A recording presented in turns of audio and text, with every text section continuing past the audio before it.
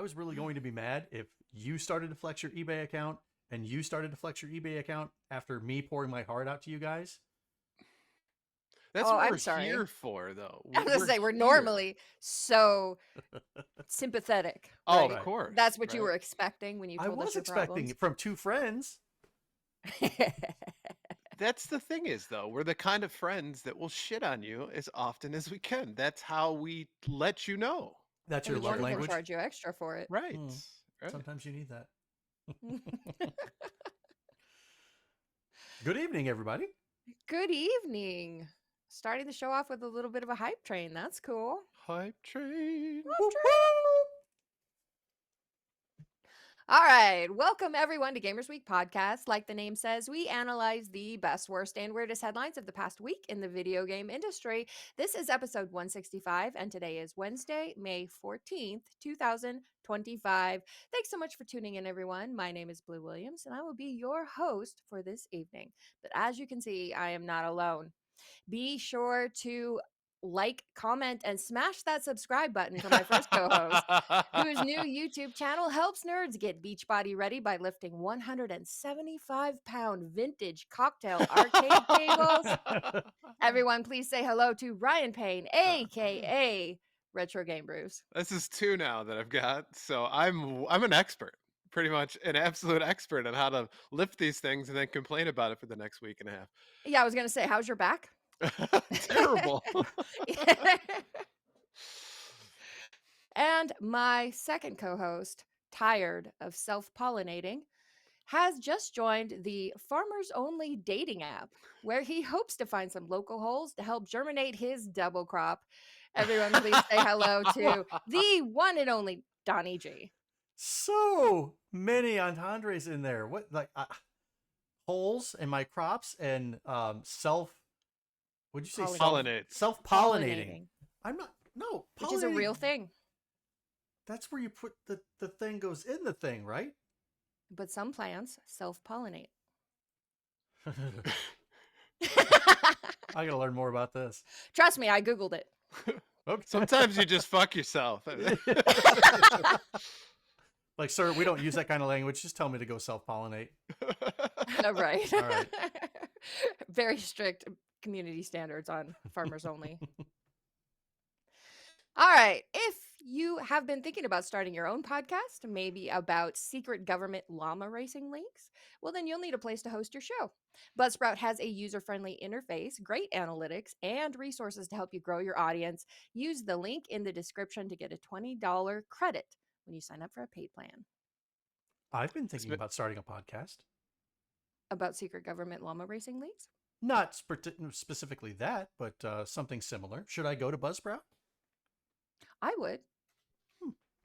Because then you'll get a $20 off credit. I think I'll do that. Okay. Seamless promotion. There we go. On to the reviews, reactions, and requests. Terry Baca says, great episode, y'all. I got so many much needed laughs after this past week. Also, I think Blue may officially be unstoppable as Trivia Daddy because RGB clearly picked topics to cater to Donnie, and he blew his one true chance to take it back. I cannot confirm nor deny.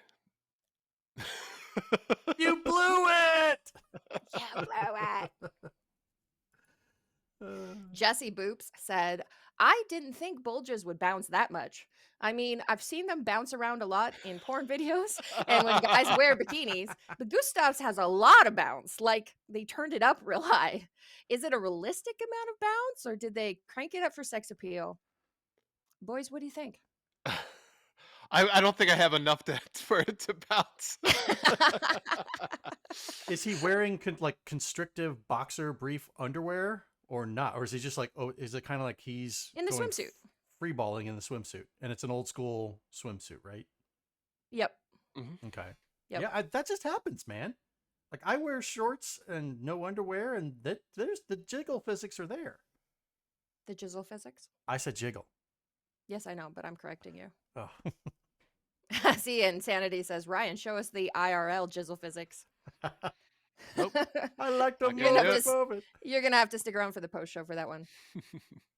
And then finally, JB says, "Oh, God damn it. Does that mean I have to pass that beach obstacle course in Expedition 33, even though it's freaking insane?" Yeah, it sounds like you do, because then that's the only way you get the swimsuit outfit and the chisel physics. The sacrifices you'll make, Jay. But I guarantee, because that's like the first one, it'll pay off for the rest of the game. Investment. Investment. Investment. Return on investment. And Tegan85 says, "Hey, good news. There are like 5 more, even more insane beach courses than that."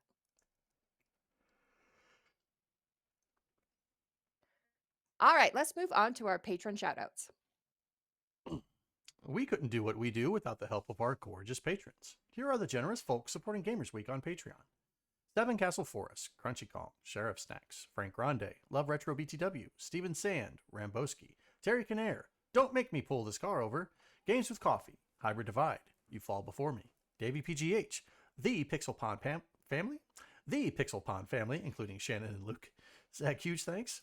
Puzzle Butter, Number One Blue Sick Voice Fan, John Barron, Sassy Sony, Evo Lust, Rai wants this boy's soul, Mega Retro Man, Game of Troid, Moradib, Michael, we're not just doing this for money, we're doing it for a shitload of money. Lakite, Emo-esque, Bill Tucker, you know, the bleeps, the sweeps, and the creeps. Fruitcakes, My Pickled favorite Pepper. part is that Ryan's acting it out, even though he's not reading it. And that's why I love them. Fruitcakes, Pickled Pepper, Ducks with Thick Thighs, Absolutely the Best Podcast, A Work in Progress, Bob's and Dugnut, Blues Little Sis, Loudmouth, Retro Blessed Pat, BNT Zilla Guy, and The Mad Milkman. If you like what you hear today, and we really hope you do, please consider joining us on Patreon. Your support helps cover the cost of producing the show, as well as other cool stuff we'll be doing like prizes and giveaways. You'll also gain access to our bi-weekly patron-only bonus cast called Gamers Week Uncut, Patrons with Benefits. Visit patreon.com/gamersweek or follow the link in the show notes to learn more. All right, let's move on to our headlines. Our headline segment is proudly sponsored by the Absolutely the Best Podcast, A Work in Progress. Each episode, George and Zach discuss and rank all the best things, starting with deep dives into every movie in the Marvel Cinematic Universe. This week, they've got a trivia question for us. Everybody Wants to Rule the World. It's one of the biggest hits from the 80s music group Tears for Fears. But in the early version of the song, it had a slightly different lyric for the end of the chorus. Finish the original lyric, Everybody Wants to, and visit them at absolutelythebest.net or follow the link in the show notes. Wants to Discuss. eat my ass. My first thought was like, everybody wants to be an Oscar Mayer wiener. Okay? But it didn't follow the rhyming scheme. So if we're doing the rhyming scheme, I think it's everybody wants their toes curled. Everybody wants their toes curled. See, That sounds horrible. I know it sounds horrible. That's why they replaced it with Rules of the World. No, that It rhymes. no. No. Everybody wants to date this girl. Blue, what's the answer? The answer, and you were both so close, by the way. Really? The answer is everybody wants to go to war.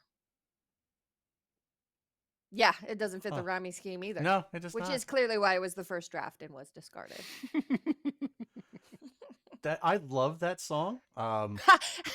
Tegan says everybody wants to Wang Chung tonight. Duh. Duh.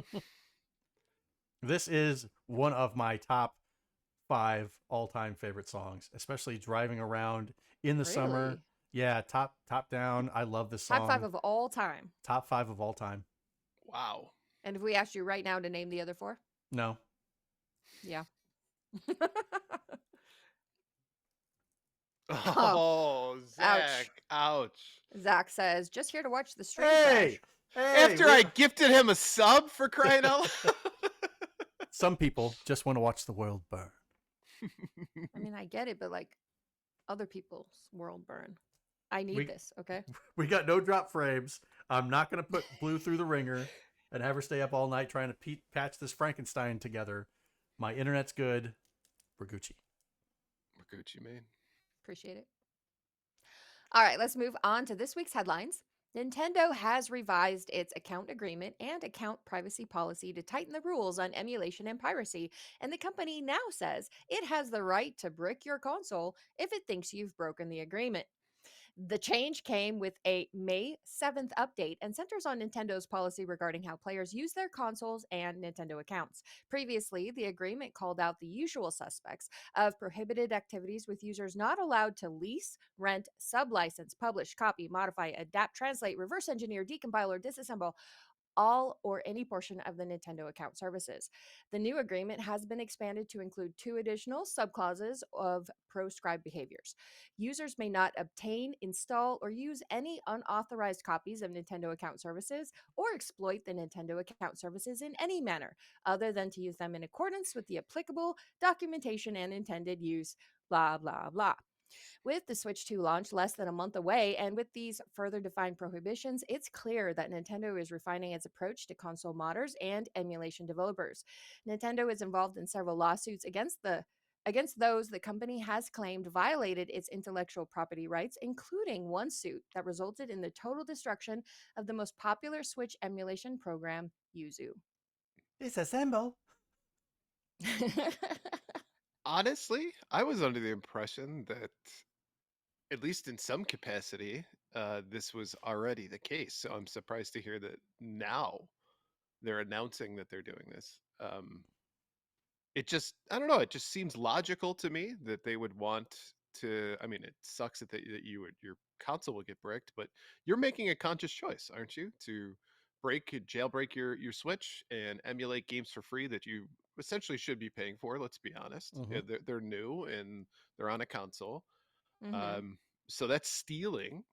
So, I mean, I'm not like the typical person that's like, yeah, Nintendo for your lawsuits, but uh, this does seem a little logical to me. I don't know. Maybe I'm in the minority.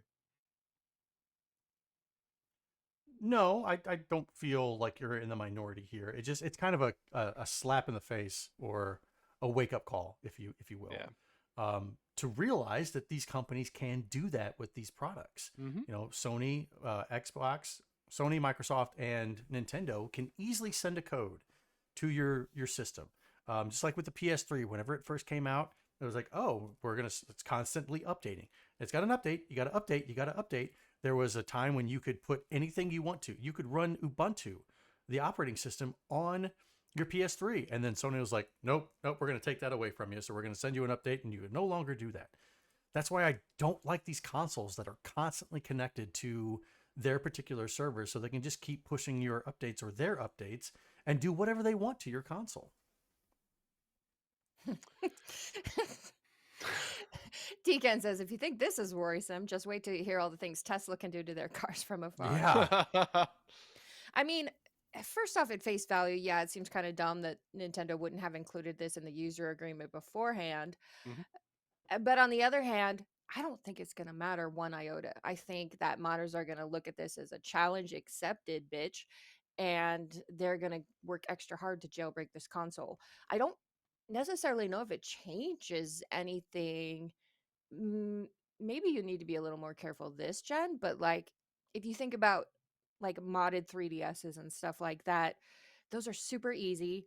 You can do it yourself, or you can buy one loaded with all these ROMs, and then like I have one, and the person I bought it from said, uh, "Don't go in the eShop with this." Right. Yeah. Right, exactly, because that's what's going to happen. But as long as you stay offline and just play games that don't need an internet connection, there's really nothing Nintendo can do to stop you. Well, especially since that's an older console now. They don't have the eShop for the 3DS anymore. They don't have support for it. So in that case, for that kind of console, if you jailbroke a PS2 and you wanted to play all these different Japanese games on it or whatnot, Super Famicom, what have you, Super Nintendo, you know what I mean. Mhm. You do that with older systems, which they no longer support. That should be okay. But for any of the consoles that are still going out now, like you said, Ryan, if I bought a Switch and I tried to mod it to be able to get games that I didn't pay for, come on. You know the consequences. You're going to get your hand slapped if you do something wrong. The other part of this is what if somebody sells a modded console? Like somebody's like, hey, can you mod this console? Yada yada yada, without knowing the full repercussions of it, and they go online and all of a sudden it gets bricked, and they're like, hey, what happened? It's like, well, you didn't read the user agreement. It was like, well, I didn't know to. I didn't know this was illegal. Who does? Right, exactly. No, Who's got nobody time to does. read all that? Human Sentai pad. You bring up an interesting point though. Before, as you were talking about this, like, well, it's kind of like a slippery slope, right? Because they have the access to do this no matter what, and if you are online, do something that they don't agree with, they can break your stuff. Um, and in this particular case, I think that that's maybe the only other argument that I've heard against this. I think most people kind of get it, but it is a scary prospect that if Nintendo doesn't want you doing something, or you bought a game and they don't want to support it anymore, whatever it is, I'm sure there's a myriad of different scenarios you could come up with. I don't know though that bricking consoles is something that Nintendo wants to spend a lot of time doing. So I don't know if the slippery slope argument is something that holds water over time. No, that's a good point. I think it remains to be seen for us to hear about the first time it happens. Right. And then see where it goes from there. Because I think you're right. They don't want to brick the consoles. They want to keep people playing them and buying stuff. Yeah. So yeah, it'll be interesting. Maybe it's just a threat on there so they can, if they choose to. But probably your average person is not going to have anything to worry about here. Right. I do wonder, like, will you have a chance to defend yourself? That's Definitely the good not. question. If you're wrongly bricked. Yeah. Nintendo doesn't care. Probably They can't. not. Let's put it this way: they would care just enough to brick your console, and then the rest of it they wouldn't give a shit. Let's be honest. Yeah, you stop existing. Right. That's one step over the line. Too far for them. Mm-hmm. So Sanity asked a question: what's the over/under on Nintendo trying to sue those tech YouTube pages that do teardowns of all new devices? And I think in that regard, you're not modding the console; you're just breaking it down and looking over the internal components. And I think I don't. This is just my personal opinion, but I don't think companies would have a problem with that if you're looking in like how things are built, what kind of chips that they use and stuff like that, because they say, well, if you don't put it back together properly, they're just going to buy another one. So that's a win-win for us. Yeah, you and I void think the warranty, don't you? Yeah, exactly. That too. and a lot of the times those types of videos can help convince people to buy one who maybe were on the fence if your product is truly well made. Yeah. And I've also heard, so when you said it voids the warranty, I don't think that's the case anymore. I think in a lot of places, in a lot of states, they changed that to allow the average person who wants to go in and work on their system to repair it, not to mod it, but to repair it. Then it no longer voids the warranty for them to do that. Just thinking, like, did you hook up a 4090 graphics card to your Switch? Yeah, No. I heard it.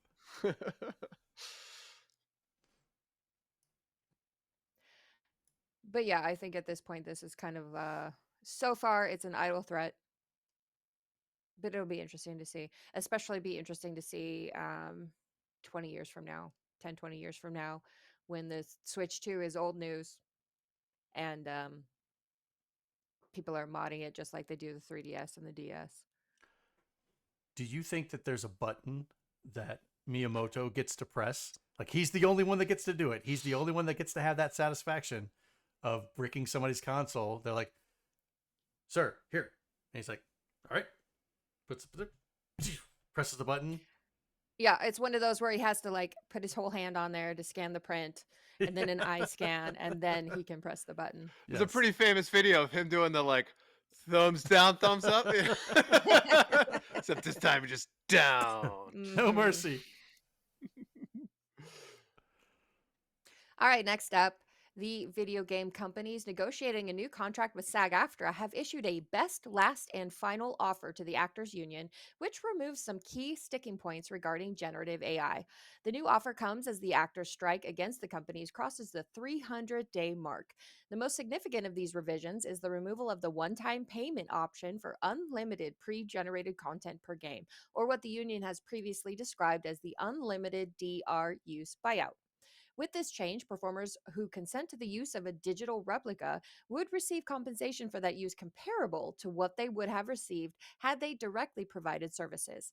The major video game companies included in negotiations are Activision Productions Incorporated, Blindlight LLC, Disney Character Voices Inc., Electronic Arts Productions Inc., Formosa Interactive LLC, Insomniac Games Inc., Llama Productions LLC, Take Two Productions Inc., VoiceWorks Productions Inc., and WB Games Inc. The Actors Union has been on strike against the company since July 16, 2024, after 18 months of negotiations on the new IMA. Our full proposal not only includes some of the most robust AI protections in a deal of this kind, it also increases wages by 24% over the life of the contract, with a 15% increase in performer compensation immediately upon ratification. We are ready to sign so that performers can return to making great content. Audrey Cooling, spokesperson for the Video Game Developers Party to the IMA, said in a statement Monday. Have we heard anything from SAG-AFTRA as to their reaction to this? All they basically said was, we're going to read into it, we're going to read it carefully and respond. Mm-hmm. Because from what it sounds like, because this is a very one-sided view of this, right? Mm-hmm. That this is actually, it sounds like it's progress for what they've been pushing for, which is great. I mean, 18 months of a strike coming to an end, getting what they want, and utilizing their ability to unionize in order to get better working conditions, pay, whatever. Sounds like a win.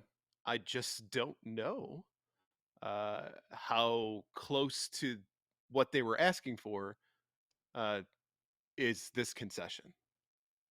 So I'd be Yeah. curious to kind of see where the delta is, if you will. Yeah. I think probably this is not what they wanted. This is the point where it's like the whole thing from Stranger Things is halfway happy.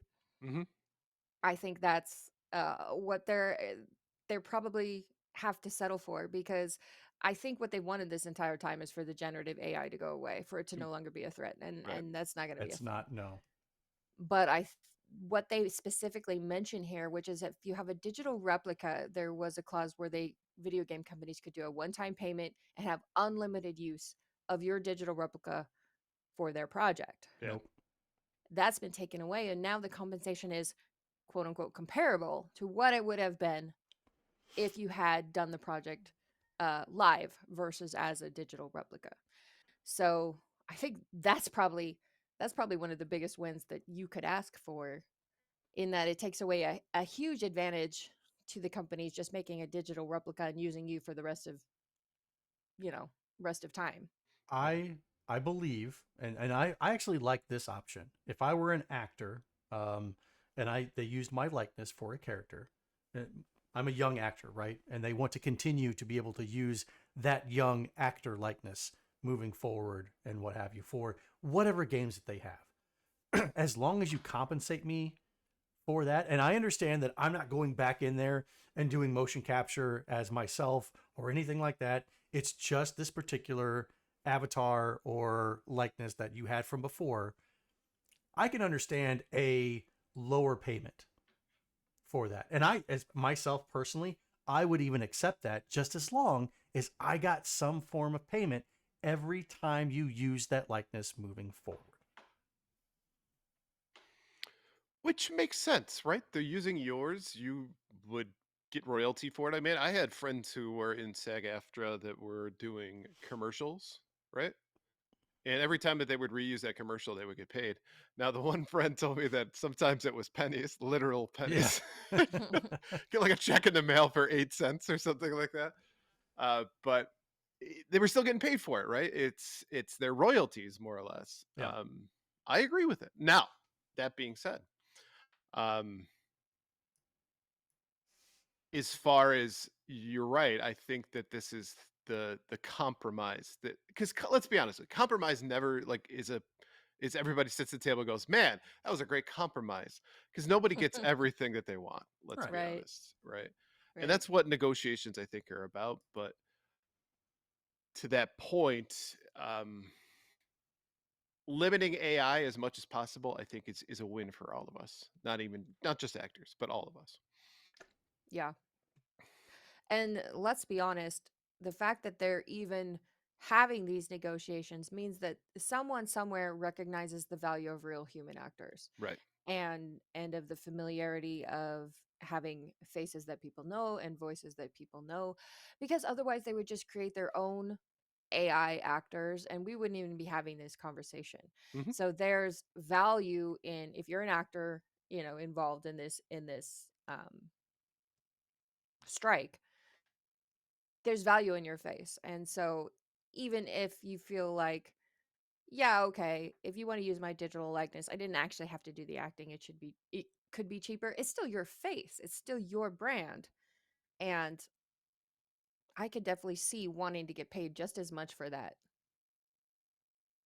Your face and your voice. Don't forget the Mhm. voice actors as well. Mhm. You I know, always wonder if they have control over what the message is with that stuff. When you sell your rights away, right? And you say, okay, I'm willing to let you use my voice from an AI perspective. I mean, ooh, imagine that could be used for very nefarious things as well, yeah. right? Yeah. Let's just say that it was something that you're politically, spiritually, morally opposed to, and it was being used for that. Well, I'm sure they've created provisions for that, like, having to probably very strictly okay every project that it's used for, which again is where that one single payment for unlimited use is kind of problematic. That's what And I then, was saying. That's yeah, yeah, yeah. yeah. Not surprised that went away.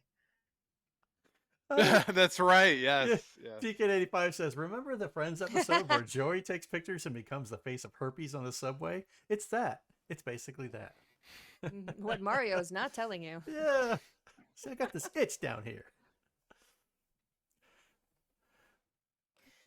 All right, next up, Hang EB. on. I would just like to point out that earlier you said negotiations, and then you changed it to negotiations. So, if when you listen to this again on this segment, I want you to hear that. You said negotiations. Thank you. So you didn't wait for Zach to correct her in the Discord. Exactly. You wanted it now. I see we're going to have one of those nights, huh? Yes, Daddy. Don't forget it. All right, next up, EB Games lives again, in Canada at least. GameStop Canada has been acquired by Stephan Tetrault, an entrepreneur and longtime leader in the collectibles and entertainment space, and is being relaunched as EB Games Canada, a beloved and iconic name many Canadian gamers still associate with their earliest gaming experiences.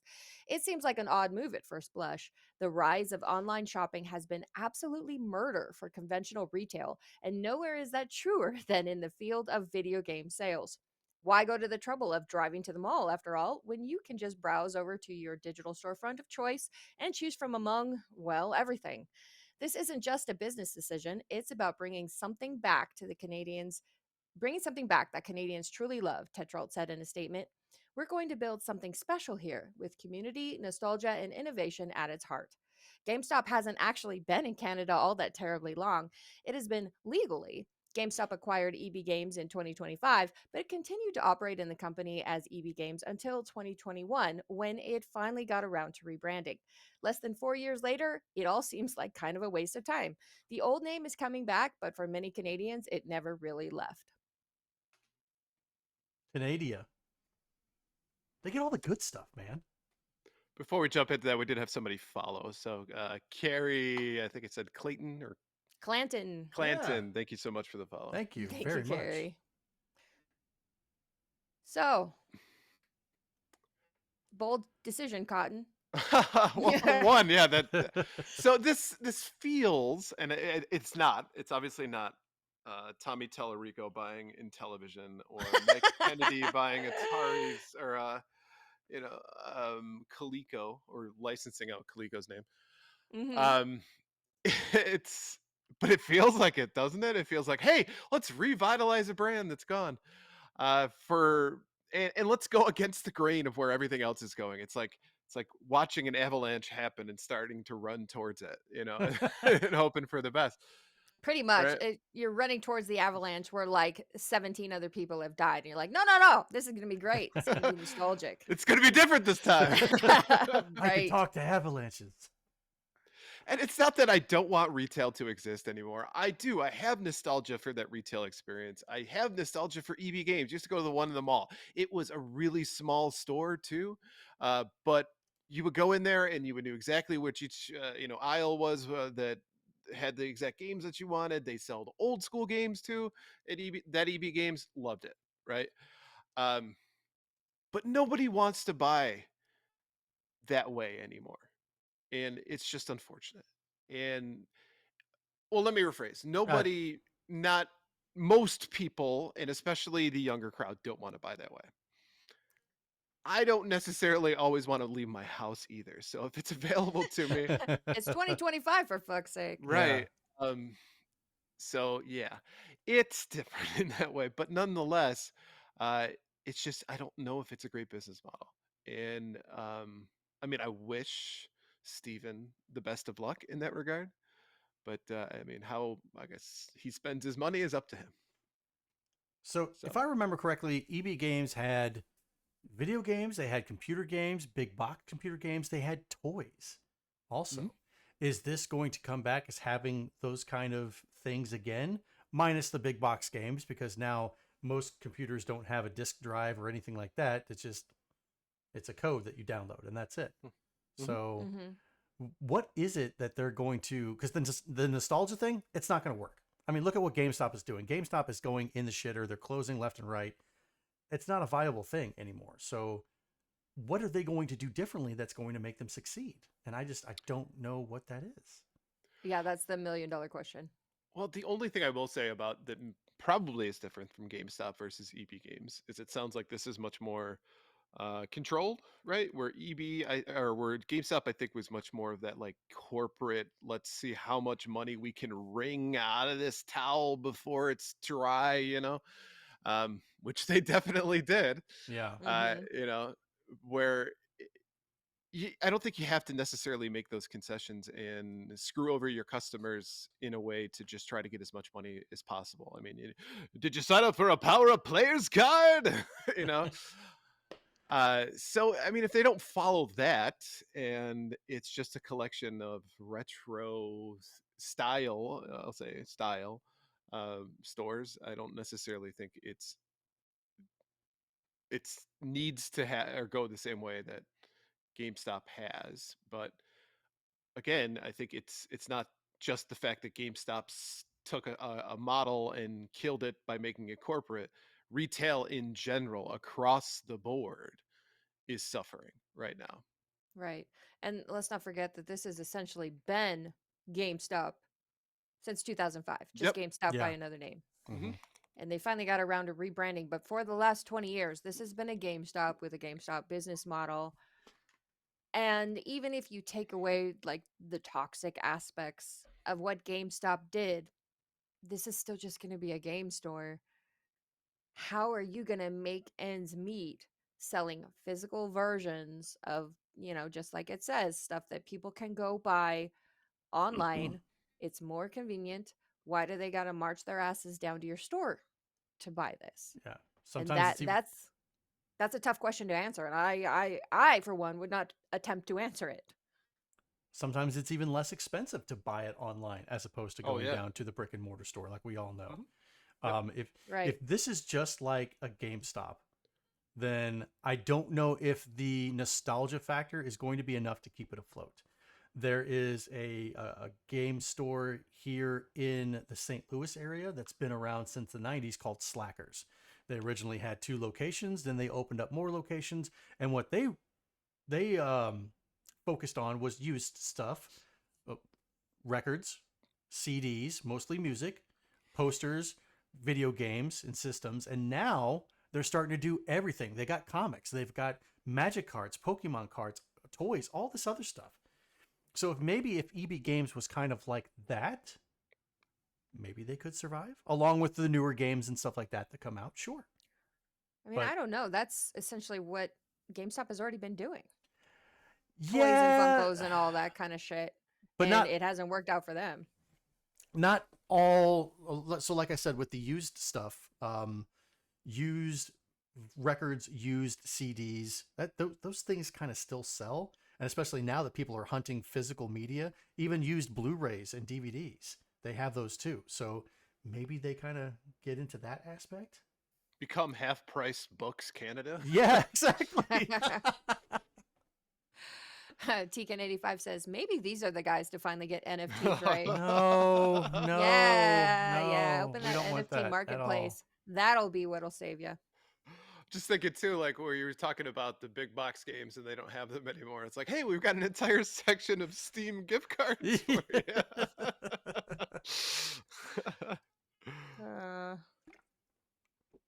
Oh, congratulations, Rage Quit. Right. FYI, taking a dump right now. Hey, thanks for the update. So are you typing on your phone, laptop, iPad, or Commodore 64?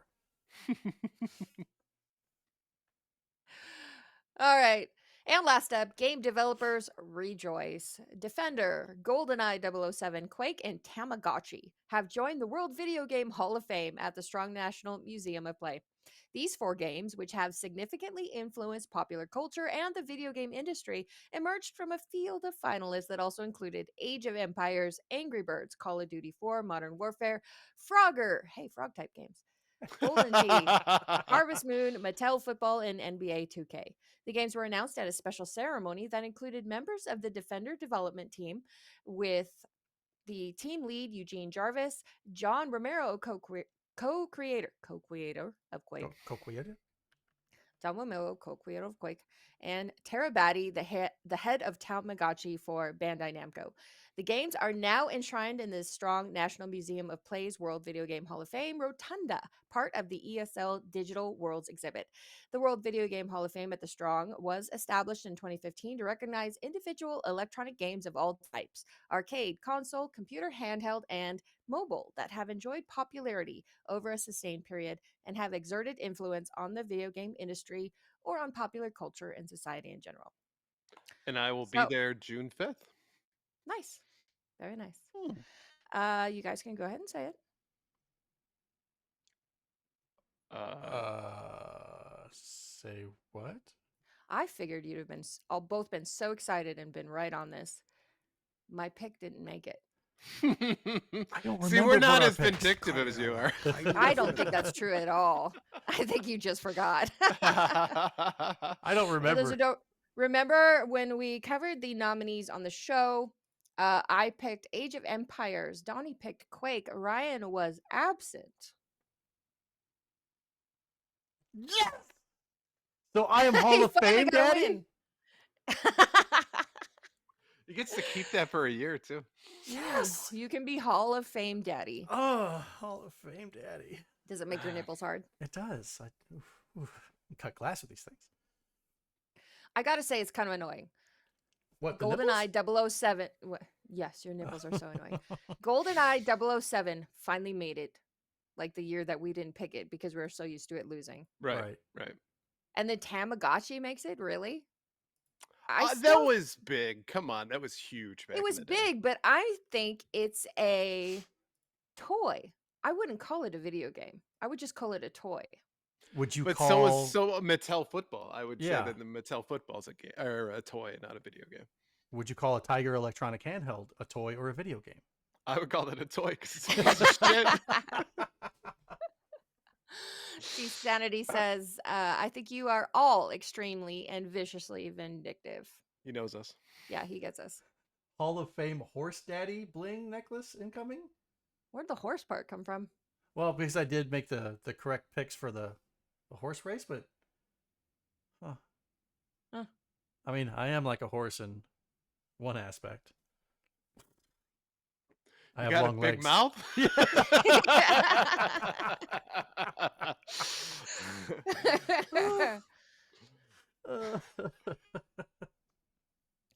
Yeah. So I picked Quake.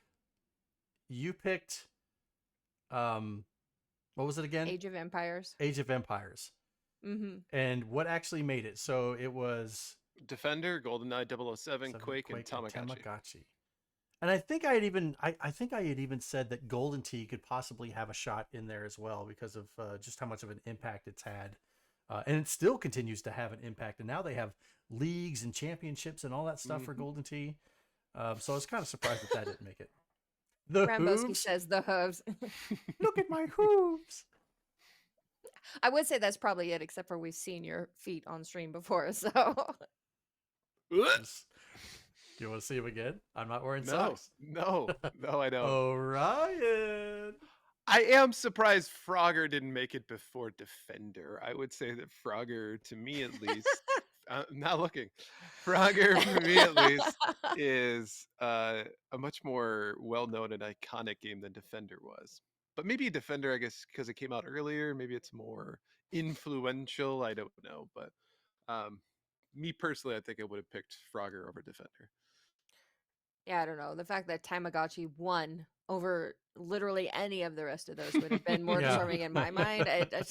Who even knows what they're thinking of when these panel of experts vote for these? But hey, What you don't know is they got a shipment of a bunch of them, and they just needed an excuse to display them. So they're like, just shove that one in there. Could we? Got to get these out of the storeroom. They're taking up too much space. because they're all this big. Mhm. Yeah. I I would tend to agree with you, Ryan. When I think of the older classics, and if I see them in the arcade, I'm playing Frogger at least once, and Same. Defender doesn't even cross my mind. Aren't you going to play Tamagotchi if you see it in the old arcade? I don't think I've ever touched a Tamagotchi. And they're not in the arcades. They have a Tamagotchi section. Exactly. I think they should make that like a big, huge S one. You got like boom, boom. Come back days later and clean up the poop. Mhm. Uh, All right, let's move on to our top 3 new releases. Capcom Fighting Collection 2, PS4, Xbox One, Switch, and PC. Capcom's new fighting collection hits the stage. Choose from fan favorite games like Capcom vs. SNK 2, Mark of the Millennium 2001, and Project Justice to 3D action games like Power Stone and Power Stone 2 in this collection of 8 classic fighting games. Labyrinth of the Demon King, PS5, Xbox Series X and S, Xbox One, PS4, Switch, and PC. Heavily inspired by Kingsfield and early survival horror games, Labyrinth of the Demon King is a challenging first person dungeon crawler set against the backdrop of a mythical feudal Japan besieged by demons. As a lone foot soldier, embark on a quest to track down and slay the Demon King, who killed your lord. But will you have the skill, resources, and stamina needed to survive through all the horrors this brutal world will throw at you? Doom: The Dark Ages, PS5, Xbox Series X and S, PC. Doom: The Dark Ages is the prequel to the critically acclaimed Doom 2016 and Doom Eternal that tells an epic cinematic story of the Doom Slayer's rage. Players will step into the blood-stained boots of the Doom Slayer in this never-before-seen dark and sinister medieval war against hell. Based on these awesome descriptions this week, Blue, which one are you picking? Welp, Capcom Fighting Collection. I'm a super filthy casual at fighting games. I don't practice them. I pick them up in button mash. It's interesting to me that this is not available on the current gen. We haven't seen that in quite a while, and for such a high profile collection, I'm pretty surprised that it's only PS4 and Xbox One. Maybe in a pinch I could play it, but I really don't ever see myself spending money on that. Labyrinth of the Demon King, I think, looks really, really cool. Definitely looks like it was inspired by old school horror games. The thing is, it's first person, and I kind of don't want to play first person if I don't really have to. And the same with Doom the Dark Ages. Um, both Labyrinth of the Demon King and Doom the Dark Ages are getting super positive review scores. But just first person games are not my thing. Shooters are not my thing, but I'm sure they are both really awesome games. So this week I'm going to sit out I'm not going to buy anything, but I look forward to watching streams of my friends play both these games. First person shooters aren't your thing. Weights aren't your thing. Tell me, what is your thing? Ryan, do you know what that's from? The weights aren't your thing. Tell me what is your thing. It definitely rings a bell, so it's something I've heard before. Think about it and come back to me with an answer. Got it. Okay. So Blue's picking none of them. But you did say that Capcom Fighting Collection was only available for PS4 and Xbox One. It is for the Switch too. As well. Yeah, but okay. In another month that will be last gen. That's true. And you don't play last gen. You play new stuff. Yeah. And you call yourself a retro gamer. Ryan, what about you? What are you picking this week? So Capcom Fighting Collection, it's got Power Stone and Power Stone 2. Hell yes. Some of the two coolest fighters on the Dreamcast. It's unique because it's not your typical like kind of side view, right? It's in a 3D environment. There's a bunch of different upgrades that you can get. Power Stone is so much fun. Actually, it's probably one of my favorite games on the Dreamcast. Wow, okay. Yeah. Power Stone 2 is just more of the same, right? So the fact that they came out with this, I didn't know that Power Stone was necessarily Capcom related, so that's super cool. So yeah, I'll definitely be grabbing this on the Switch. I assume it's going to be relatively inexpensive, like a $39.99 for it as well. I don't think so. It's I not wouldn't going to go be so far. $80 though. It's still Capcom. But I remember like they came out with the Mega Man stuff and that was cheap. Like the X collection and all that stuff. Okay, let's find out. All right. What's the over under? I'm saying it's going to cost $45. Ryan? I said $39.99, so I gotta stick with that. Okay. What are we wagering here? Would we have to wager something every time? Because I want to see one of you so very sad. This is not going to make me so very sad. Fine. You guys don't allow me any fun. On Steam, it is on sale for $39.99. Oh, Boom! ding, ding, ding, ding, ding. Mine got the extra ding too, so like Yeah. the price is right when you get exactly the right number. Webhead says, "Who will earn Wager Daddy title?" Wager Daddy. Yes, and thank you, Ramboski. Wagering makes it so much fun. So yeah, unmistakably gonna pick this up, but it's not like the thing that I'm most excited for this week. It's probably Doom. Let's be honest, because Labyrinth of the Demon King, while I agree, it looks super cool. Man, they've been coming out with a lot of feudal Japan stuff, and You love feudal Japan stuff. I do, but everything is within moderation. Let's be honest, right? Everything? Everything.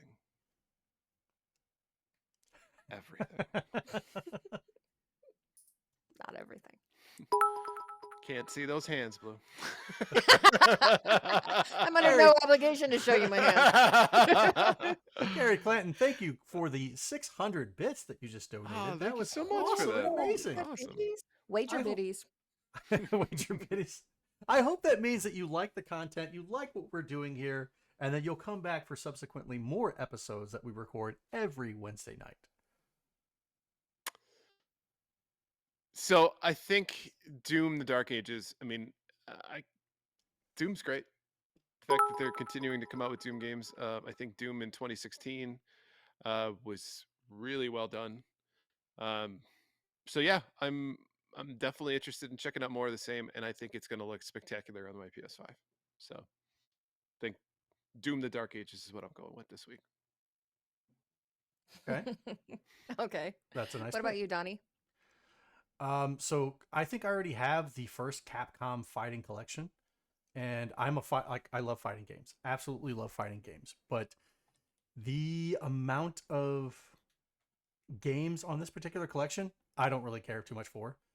Like Ryan says, it's Power Stone and Power Stone 2, more of the same. That's their tagline, right? It almost sounds like a Mel Brooks tagline. More of the same. I've never played Power Stone. So I don't have the same nostalgia that Ryan does, right? Or Ryan has for it. Most of the collections I have would be all the older Street Fighter stuff: Street Fighter 2, Super Street Fighter 2, Marvel versus Capcom, X-Men versus Street Fighter, stuff like that. That's my wheelhouse. So the SNK stuff never got into because it seemed like SNK, Art of Fighting, King of Fighters, run my Samurai half. Showdown? Now, Samurai Showdown, however, that's a little bit different. I do enjoy Samurai Showdown, but I could never get into King of Fighters or the Art of Fighting or anything like that. It just felt like a cheap Street Fighter knockoff. And I'm sure there were people who will crucify me for that statement. But for me, And I will watch. with a bag of popcorn, just because I was so Street Fighter was all that I knew, right? That was all that was marketed towards me. Anything else like the Art of Fighting, King of Fighters, it just I was not their target audience. So I do apologize for that statement, but those games just don't interest me. So I'm going to pass on the Capcom Fighting Collection too. I looked at Labyrinth of the Demon King, and while the story seems good in feudal Japan and everything like that, looks like I'm playing a PS1 game. If I want to play a PS1 game, that's on purpose. I'll go play a PS1 game then. I'm not going to pay $60 to play a PS1 game. Just remember that they had to put it on the Switch, so it has to be the common denominator. And also, this one, it looks like a PS1 game, but it's going to have those modern quality of life things. Like, for example, I bet you the camera doesn't fight you to the death when you try to play this one. Okay, well, what about the discerning the background from the foreground because of the way that they modeled different things? You know, they can't design every game around your old man eyes. I'm not even wearing my glasses again tonight, so you can't really throw that at me. I'm not saying that I'll pass on Labyrinth of the Demon King. It's not my first choice for this week, which leaves us to Doom. I have played only a handful of the Doomsises, and I have not played Doom in a long time. I do enjoy first-person shooters. It's just the content has to be right. BioShock, love that game. Love the first-person shooting aspect of BioShock. Can I get back into a true first-person shooter game that's not Call of Duty, that's not like the traditional war type aspect? I think I could. I think coming back to Doom, it might be a good time to do that. Will my PC handle it? I don't know. So that's okay, because Sanity says, sounds like we need to give Donnie a pregnancy test preloaded with Doom. I would love to play Doom on a pregnancy test or a toaster or whatever household appliance that you have. But as far as my pick this week, I think I'm going to go with Doom: The Dark Ages, even though I might not pick it up on like right away. Fair enough. And you didn't play Doom from 2016, right? No, I did not. Do you like blood and guts and gore? I do. You might actually really like that game. My watch is just yelling me for going through a high stress period, so you guys are to blame Whoa. for my emotional state. Why are we causing you high stress, Blue? I don't know. Ask my watch. All right, before we move on, let's take a quick break to talk about our sponsor. This segment is proudly sponsored by the Retro Game Club podcast. It's a fantastic, family-friendly retro gaming podcast. In each episode, Rob and a guest picked 2 games to play and discuss, as well as news, interviews, and other topics. This week, they're playing through Impossible and The Magic Candle. Visit them at retrogameclub.net or follow the link in the show notes. And I gotta say, like, the more obscure that this show gets of these games, like, I have never heard of these games. Neither have I. Impossible sounds awesome, though. It looks the cover art for this game looks like I drew it in 6th grade. It just looks absolutely horrible, but that's not to say that the gameplay is. Well, yeah. I mean, with those older games, you never can trust the game art anyway, so why bother putting any effort into it? The Magic Candle. The hell is that one? It's a candle sim. Role-playing video game. in 1989. Okay, like a text. Is I'm it one of saying those it's in like go 89. north? Yeah, like Uh, it looks like it has. Jesus, hold on a second. I think those text-based RPGs, if giving that to a modern gamer would be like giving them their own personal hell. It's not text based. There are graphics. I'm not sure if you can actually move around. Like it was like if you imagine the old Dragon Warrior and the original Final Fantasy and how those were, this looks very rudimentary to that. Really? Oof. Yeah. Oof. But Interesting. good on them for playing these kind of classics, you know. I know. So we don't Somebody have has to do it. I could not do it. So we thank you for your service. to. All right, and now it's time for the That was very solo important effort. poll. See Sorry. where we've become. I don't like this. Just I don't sad like now. this at all. It's It just is. sad now. It's all my fault. Every month we post our VIP or very important poll. If you'd like to participate, follow us on Twitter and Blue Sky at Gamers Week PC. This month's question is: in your opinion, where is the gaming industry in its life cycle? First up is only getting better with 11.1%. Next was holding steady at 25.9% and crushing it, which, not exactly surprising that this is the answer on Twitter. Mm-hmm. Crashing and burning with 53.7%. 9.3% of you said other. Let's take a look at some of the comments for the poll. Tesseract Unfold said it's going through a correction. The way the way things. God, I got a tickle in my throat. Give me a second here. Happens.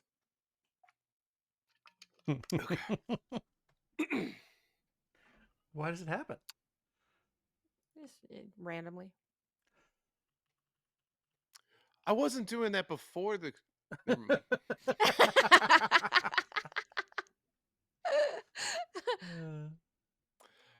Tesseract Unfold says it's going through a correction. The way things had been going was unsustainable and they're crumbling a bit. But the industry is far more mature than it was in the mid 80s, so it'll survive and be better off for it. At Retro Gaming Dev said, I choose other. I think that there are areas like huge AAA games where there is some pain happening. Giant budgets, mid-year dev hell, poor responses, that is crashing in my opinion. But when you look at AA and in the indie scene, I'm seeing growth and excitement. At Samson 7.1 said every industry lessens when control shifts from the creators to the money minders. Instead of a creator who with a cool concept setting up a budget and making money, now a money making goal generates a budget which defines a concept a creator is tasked with implementing. At Retro Monster says a lot of people will say crashing and burning because, folks always mad. But really, we're seeing a lot of change right now. Companies are still making record profits and people are buying as many or more games and loving them as much as ever. So it's holding steady. And last up, Voltaic says most publishers don't understand what makes games fun or what players want. I think for the time being, the industry will survive mostly because of indie and AA games. Sony, Nintendo, and Microsoft need to understand you don't need an 80 plus hour, $80 game to be successful. So, taking a look at these options, Donaldo, what did you go with? I initially went with crashing and burning simply because I don't like the state of the gaming landscape currently. Everything is a subscription service. Everything is trying to fleece you of your money every single month. There are games that get shipped that still have hell of amount of bugs on them. So back in the 80s and 90s, what did they do? If the game wasn't finished, they didn't ship the damn game. They waited. There wasn't this meteoric pressure from shareholders. You got to get that money. You got to get that money. You got to make that money.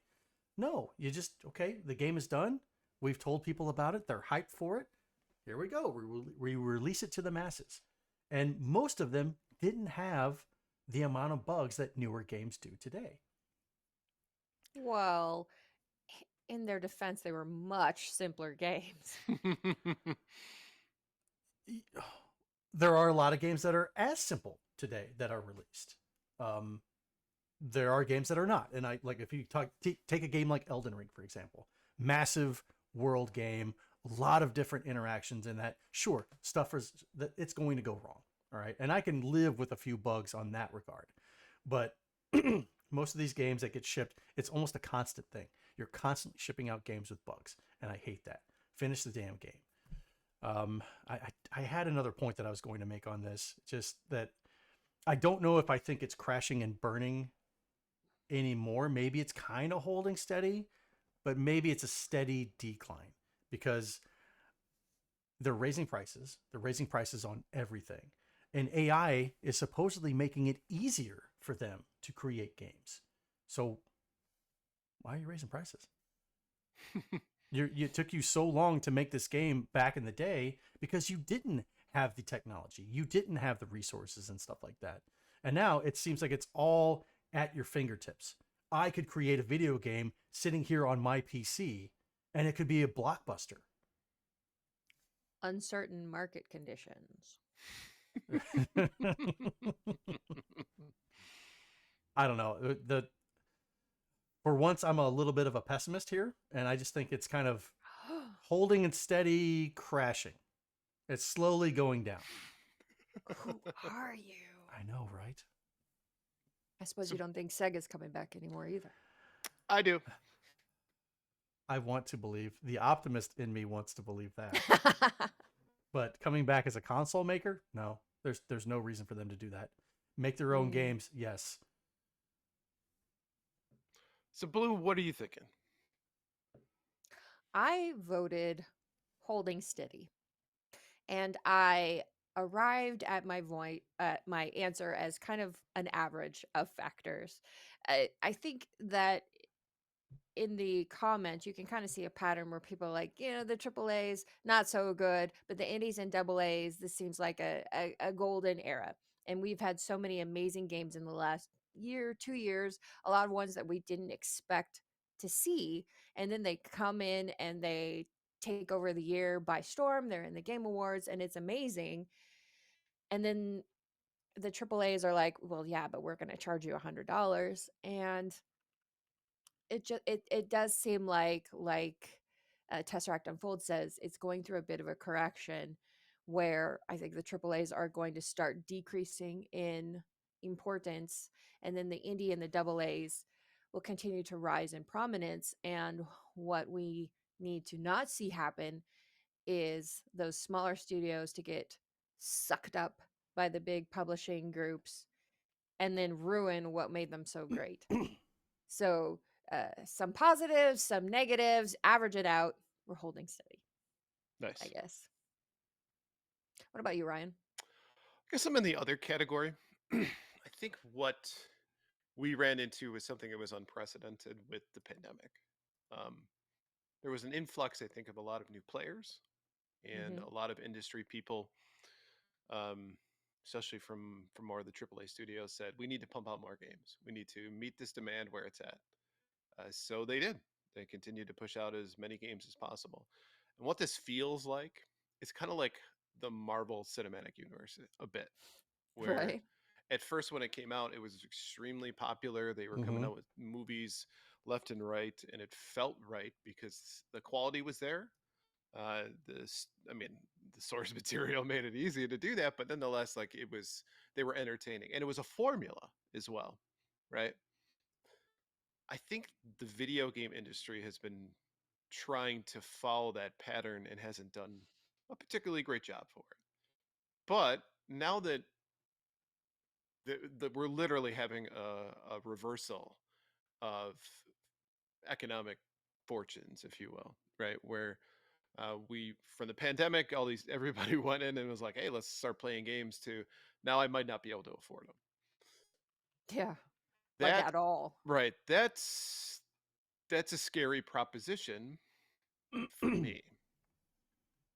but I don't think that it's immediately a harbinger of crash and burn. Hmm. I think that it's on the precipice of a change that is happening, whether companies like it or not. So the question is do they try to keep up production like they have with pumping out as many games as possible from a AAA perspective? And from what we've seen, um, and to Donnie's point, sometimes long before they're ready. And we've seen that for years. Like now it's acceptable to pump out a game with bugs and, oh, we'll just patch it for the first Yeah, year. Don't worry about it. It's fine. Um, that provides a pretty poor user experience. And then you get people who become disenchanted with the industry. But like I said, I think they're on a precipice of change, and they can either make the right choices or the wrong ones. I unfortunately, I'm not somebody who is an industry head, so I couldn't tell you what I think is the perfect way to do that. But I think less is more sometimes in that regard. And um, where I think many people pointed it out, indie games and AAA game or AA games and below can fill that gap if you really need it. We don't need GTA 6 size maps for every game. It's no, becoming a little ridiculous. we don't. But those types of games provide the value for the money that you spend on them. At least in my opinion, spending $69 on a game with GTA 6 level maps, with Elden Ring level maps. Mhm. I think personally, I would pay a little bit more for that type of game because I'm going to get more enjoyment out of it, Sure. um, as opposed to something smaller, which is like I think in our Discord somebody was talking about the Midnight Walk game and how it was super Mm. short. Like we all really want to play this game. I don't remember how much it costs, but do I 40, $40 for 40 a bucks? 6 hour game. According to howlongtobeat.com, it's 6 hours to 100% it. 100%, 6 hours? No, that's way It too short. That's it's real Dragon short. Warrior on the NES takes Yeah, 6 hours. I'm Yeah, dead it's serious. it's apparently real short. Beautiful game. And then I had some questions whether the claymation art style cost them more to produce, where they are feeling they need to charge $40 for a 6 hour game. And I don't want to discourage indie games like that either because it looks amazing, but there is, yeah, it's a competitive market. And so if you're going to get people's attention, man, those 6 hours better be dynamite for $40. absolutely. Um, The same thing goes that if you're willing to pay $100 for a game that's huge and expansive because you're anticipating that you're going to spend a lot of time playing it, what happens when you go in and you're 10 hours in, just think to yourself like, this sucks. Like this has not caught me yet. It doesn't have its hooks in yeah. me yet. Yeah. I don't know. I personally am a lover of giant maps. Huge maps. I love them. Side screen. Yep. Yeah, I know. But yeah, definitely the Elden Rings, the Assassin's Creed Odysseys. And I know that's not a lot of people's thing, but I hope there is always a place for still for games like that. Yeah. Have giant maps where you can just explore forever. And I will continue to buy games like that. But do I think every game needs to be like that where Right. No. the size is justifying the price versus the content justifying the size? Yeah, it's definitely a fine line to walk. And don't get me wrong, I'm not a proponent of charging people hundreds of dollars for video games or even $100 for video games because I'm not. I think this how can I put this? Sanity says, I like big maps and I cannot lie. When you're charging more for something and that person's paycheck is not getting any bigger, you're not going to have people flocking to that game. They're simply not going to be able to afford it. And like we talked about a couple episodes ago, if you've got to decide on if you got several different games that have come out and now people might have been able to buy 2 or 3 of those games at one point. Now they're barely Now they going to can be buy able to one. afford one. Yeah. And when Yeah. what's that going to do to them if they buy this game and it's not what they like, it's not what they want, they just wasted $100. Yes, they could probably go and sell it if they have a physical copy and get some of their money back, but that's going to burn them and then just going to be like, you know what? I'm kind of done with this then. I'll go Which is find another hobby. exactly what happened in '83. Yeah. exactly. Yeah. Because they were $40 then. And in you the got 80s. and they were deceiving, very deceiving with the box art. Was something you're like, oh my god, this looks like just like out of a movie. And then you get it, you pop it in, and it's a block that you're moving around on the screen.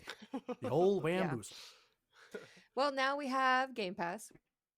True. So if you took your small budget and you invested in something like Game Pass, then it's not so crucial that you love every single game you play. I kind of doubt GTA 6 is going to be on Game Pass. Maybe it is. I don't know. I don't know. Yeah, but that's the trade-off right there. If you're using something like Game Pass, then you're relinquishing the fact of owning these games, knowing that you're just going to play them for a little bit. You're just going to use that specific avenue.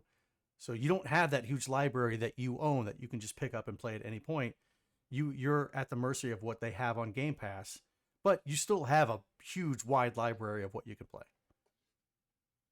Give and take. Mm-hmm. Google says it's highly unlikely that GTA 6 will be on Game Pass, especially not on day one. Thank you, Google. I don't believe day one, yeah. Sanity says Rockstar just added GTA 5 to Game Pass like a week ago. Yeah. And TCAN85 says Game Pass does also let you buy games leaving the service on a decent discount usually. And I like that too. I like the fact that they know that these games are falling out of rotation. It's not the fresh game anymore. They have to bring new stuff in. So let's cycle these things out. Oh, you know what? To get a little bit more money from these, let's go ahead and discount them. I like that business model. It's certainly better than what Nintendo does. Damn right. I mean, at least there's options for the budget gamer. It's True. not perfect, but there's options. So, and as long as there are options for everyone at every price point, gaming's not truly going to crash. I think to say that it's truly crashing and burning would, to me at least, say that it would be gone in 5 years. I don't think it's going to be the case. No. The landscape will change in 5 years, I think. But yeah, I think we're still doing this a show in 5 years. We're going to be looking at a very different gaming industry. If we're doing this into the nursing home. Into the nursing home. So like 6 or 7 years? For Donnie, yeah. Motherfucker. Come on, Donnie. It's time to record your episode. Who are you? Looking for me. Hello and welcome to Gamers Week podcast. Like, damn it, there should be a period here. All right, let's go ahead and wrap up the show. Thank you, everyone, for listening to episode 165 of Gamers Week podcast. And a big thank you to the Retro Game Club podcast, Love Retro BTW, Pixel Pawn Production Company, and absolutely the best podcast, A Work in Progress, for sponsoring this episode. Don't forget to check out their links in the show notes. If you want to connect with Gamers Week, follow us on Twitter and Blue Sky at Gamers Week PC. Watch us right here on Twitch at twitch.tv/GamersWeek where we will record live every Wednesday at 8:30 Central Time. Email us at gamersweekpodcast@gmail.com. Visit our merch store at gamers-week-podcast.creator-spring.com. Or if you want to do it the easy way, follow the link in the show notes. And last but not least, join us on Patreon at patreon.com/gamersweek. And finally, since you made it all the way to the end of this show, please leave us a rating and a review to let us know how we did. We really do value your feedback. And while you're there, consider subscribing on iTunes, Spotify, or your podcast platform of choice. Carrie Clanton says, love from Delmar Gardens. Well, he corrected it to live. Delmar Gardens. Old Downey sounds like Doc Brown. I'll have to start growing my hair out, so whenever it does completely go white, then I'll look. Oh my god, that'd be perfect. That would be. Yep. Marty, we gotta go. They got tapioca pudding in the cafeteria, Marty. Ramboski says, finally, Donnie claims his first daddy title. Holla. You were here, everyone, for his first. You always remember your first. I don't know how they found me. Who do you think? The nurses. Somehow, I don't think old Donnie would be really running from the nurses. No, I would not. They're going to give him a suppository, which again, he's not running away. Yeah, that's what I'm saying. I'm dropping trowel. Guys, thank you very much for hanging out with us tonight. Now with no crashes whatsoever, we do appreciate you roughing it out with us for those tough 2 weeks. Carrie Clanton, thank you very much for stopping in and following the podcast, and also the bitty donation that you did. We really appreciate that. Thank you very much. We do this every Wednesday, and we also do some gameplay on Monday nights every other Monday. So be sure to tune in for that. But yeah, our live episodes are recorded every Wednesday, and then we roll those out on Friday. Blue does her magic, and then bam, you guys get a brand new podcast episode on Fridays. And that with no crashes whatsoever. Great tagline. But thank you very much, guys, for hanging out with us tonight. We're going to go ahead and send you on over to Pixel Pond Productions Company. Right now, they're doing food and drink.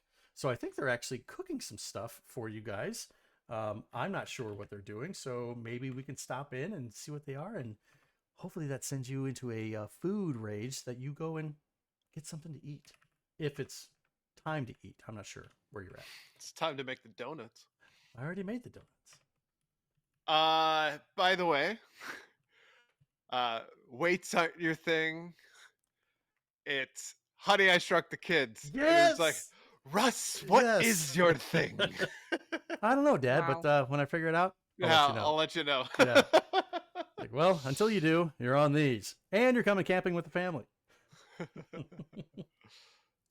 See, this is the kind of content that you get. Take care. Have a good night. We'll send you on over to Pixel Pond Production Company, and we'll see you back next week. Sorry, did you say take Claire? Did I? Mm-hmm. I don't think so. You'll have to roll back. I'd take Claire twice. Depending on which Claire we're talking about. Have a good night. Good night. Bye.